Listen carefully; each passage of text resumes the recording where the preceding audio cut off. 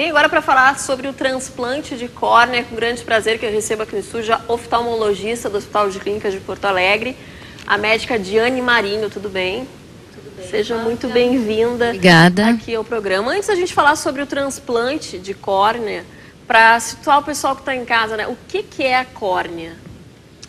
Bom, a córnea, a gente sempre faz assim... a gente dá uma ideia para o leigo, né? Imagina assim que a gente tem o vidro de um relógio, né? A córnea é essa estrutura, a primeira estrutura que a gente tem no olho, que fica na frente do colorido do olho, que é a íris.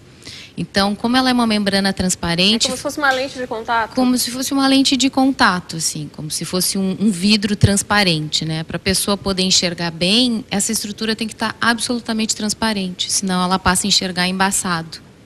Eu acho que a gente tem até imagens aí da córnea para o pessoal conseguir visualizar bem. Olha aí. Eu trouxe, Então, a gente está vendo de frente, assim, né? A gente não consegue enxergar a córnea porque ela é transparente, mas ela fica na frente do colorido, né? E para a gente enxergar bem, ela precisa, como tu falaste, estar super límpida. Ela precisa estar assim, transparente, né? E ela tem que estar regular e transparente. O mais parecido com uma esfera perfeita. Ela não é perfeita, mas para a gente poder enxergar, ela tem que estar sadia, assim, né? E o que acontece com o meu organismo que acaba fazendo com que a minha córnea não fique sadia, né? Algum problema genético? Por que certas pessoas têm a córnea não sadia, digamos assim, né? Tem várias doenças, né? Se a gente for ver, assim, de todas as pessoas cegas, né? Os problemas da córnea são mais ou menos 25% dos problemas de cegueira que existe na população, né? Então, tem muitas doenças. Eu poderia te dizer uma doença que é muito comum e que às vezes não é muito conhecida, mas é muito comum, é o ceratocone, por exemplo. É uma doença onde a pessoa tem uma tendência em que a córnea cresce de uma maneira mais bicuda, formando um cone. Então, ela fica com uma imagem totalmente irregular. É uma das maiores causas de transplante que a gente faz, é o ceratocone, que acomete o paciente jovem. Jovem? Jovem. Em geral, se apresenta na adolescência e até os 20, 30 anos já está bem definida, né, a presença dessa doença. Os sinais, então, ou dessa doença ou de uma córnea não sadia é a pessoa começar a enxergar embaçado? Começar a enxergar embaçado, né? Nesse caso... Se tivesse uma são pacientes assim que vão e acham... Claro que o primeiro motivo que a pessoa pensa é que o óculos não está bom. Daí ele vai consultar, vai no oftalmologista e não consegue enxergar bem de óculos. E muitas vezes fica trocando de óculos, fazendo consultas frequentes, até que existem vários exames hoje que conseguem detectar, né, essa doença nas fases iniciais. E até que se faz o diagnóstico, né? Mas o que a pessoa sente é uma visão embaçada. Geralmente quem tem alguma lesão na córnea ou algum problema, né, como tu falaste, essas doenças, necessita do transplante ou não necessariamente?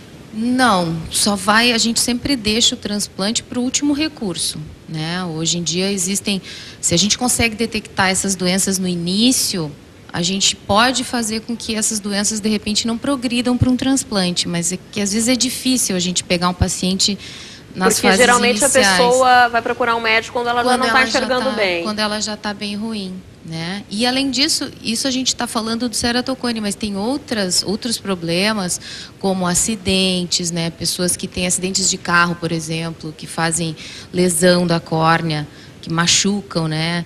Esses é uma lesão traumática, assim, então isso não tem como prevenir mesmo, né?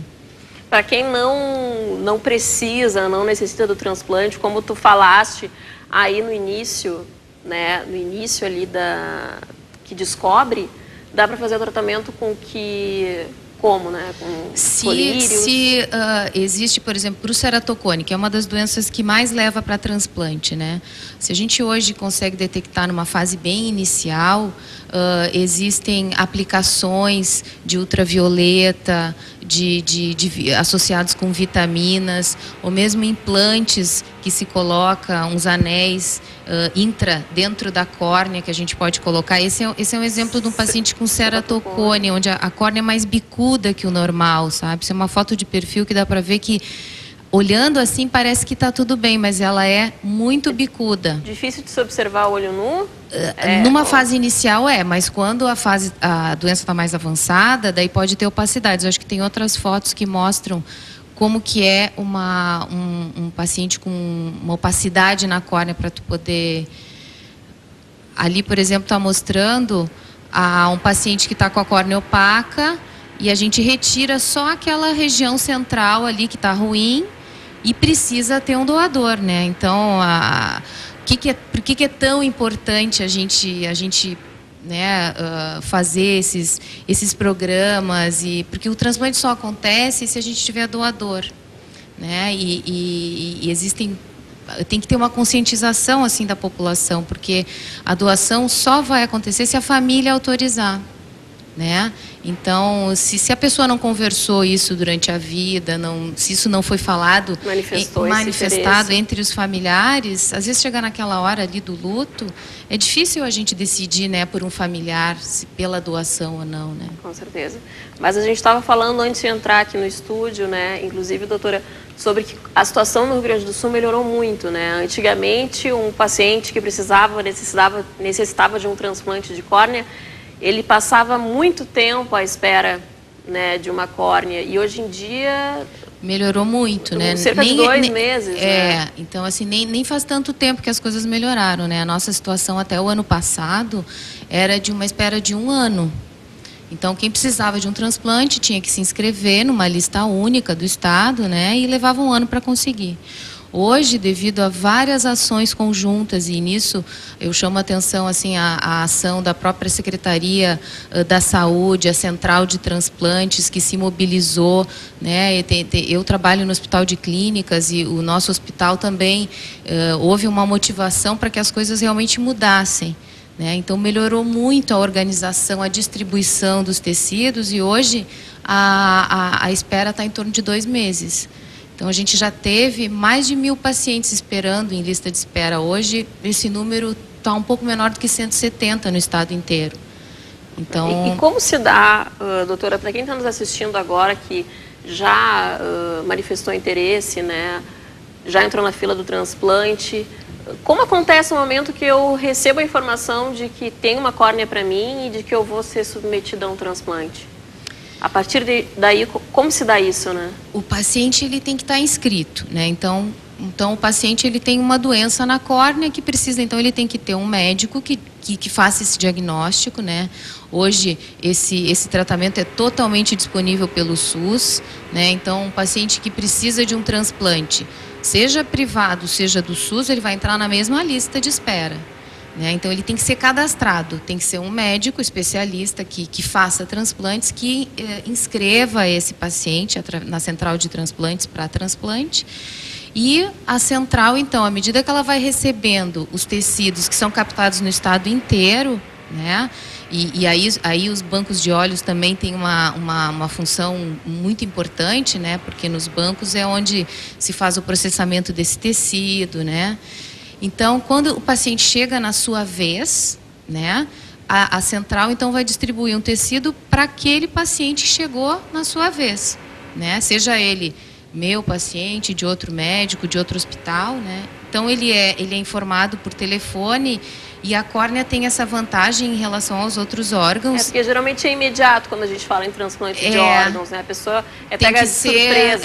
Na córnea, como a gente consegue manter ela sadia num líquido de preservação por até 10, 12 dias, então, em geral, o paciente tem assim uns 2, 3 dias para a gente conseguir organizar, chamar, localizar, marcar a cirurgia, né? Não é como os outros órgãos em que a coisa tem que ser bem mais imediata. Com certeza. E no momento que eu estou ali na sala de cirurgia, anestesia geral, anestesia local? Não.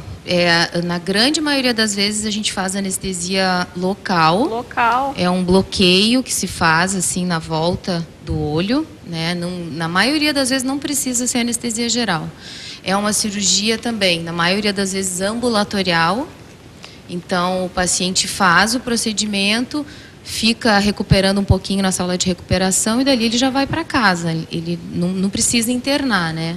E aí volta para retirar os pontos? Volta no dia seguinte para fazer uma primeira avaliação e depois sim, a recuperação do transplante leva assim de 4 a 6 meses que a gente precisa... Para a pessoa voltar. Para a gente poder reabilitar visualmente, né? O tecido, logo no início, a gente se preocupa muito com a rejeição e tal. Depois que isso passa, claro que a rejeição sempre pode acontecer também no futuro, mas aquela rejeição aguda a gente vê logo no início, né? E para quem perde a visão, né, deve ser uma grande emoção voltar a enxergar. Para quem tem o problema bilateral, e muitas vezes as pessoas têm problemas bilaterais, né? Não, é uma coisa indescritível mesmo. Com certeza. Doutora, muito obrigada pela presença aqui no programa. Obrigada dele pela receber. oportunidade. Obrigada aí pelas informações a respeito dos transplantes de córnea.